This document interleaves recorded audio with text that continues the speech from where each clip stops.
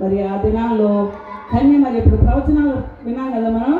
మరి యెషయా 9:6 ఉంది, ఏలయనగా మనకు శిశువు పుట్టాడు, మనకు కుమారుడు అనుగ్రహింపబడను, ఆయన భుజముల మీద రాజ్యభారముండును, ఆశ్చర్యకరుడు, ఆలోచనకర్త, బలవంతుడైన దేవుడు, నిత్యుడగు తండ్రి, సమాధానకర్తయగు అధిపతి అని ఆయనకు పేరు పెట్టబడును.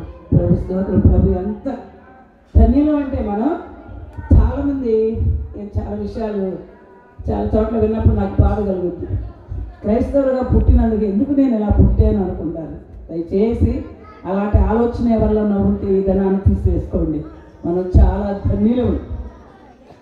నజరేతు గ్రామంలో ఉన్న కన్య మరియ దగ్గరికి గాబ్రియేల్ దూత వెళ్ళింది. ఏం చెప్పిందామా? దయాప్రాప్తురాలా, నీకు శుభము, మరియా భయపడకుము. ఏం చెప్పింది? ప్రభు అయిన యేసుక్రీస్తు వారు నీ గర్భంలో పడతాడు. దేనివల్ల? మనందరికీ తెలుసు, వివాహం అయ్యి భార్య భర్తలు ఉంటేనే బిడ్డలు పడతారు.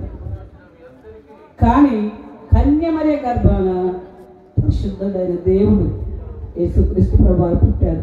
మన ప్రభువారు పరిశుద్ధుడు. విన్నారా?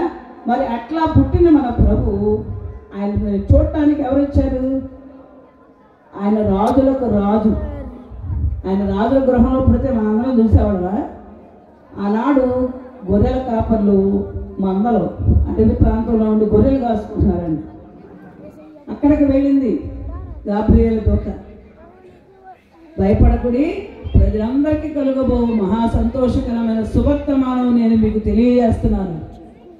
రక్షకుడు మీకు అటుకు పుట్టి ఉన్నాడని చెప్పింది. మరి గొల్లలు చూడండి ఎంతో ఆనందంతో ప్రభువుని ఆరాధించారు. తర్వాత జ్ఞానులకు చెప్పింది. మరి ఈ దినాన్ని మనం ఎలా ఆరాధిస్తున్నాం?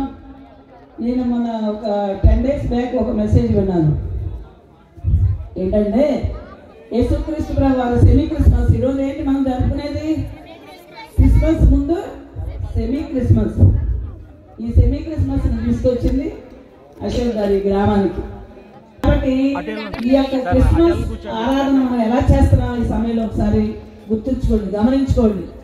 బట్టలు కొనుక్కుంటున్నాం, పిండి వంటలు చేసుకుంటున్నాం, కానీ సంతోషం ఉందా నీ హృదయంలో? సమాధానం ఉందా? క్రీస్తు యొక్క చిరునామా ఉండాలి మనకి. మనం ఎవరిని ఆరాధించడానికి చేస్తున్నాం? ఇది ఎవరిని ఆరాధించడానికి చేస్తున్నాం? ప్రభువుని ఆరాధించడానికి.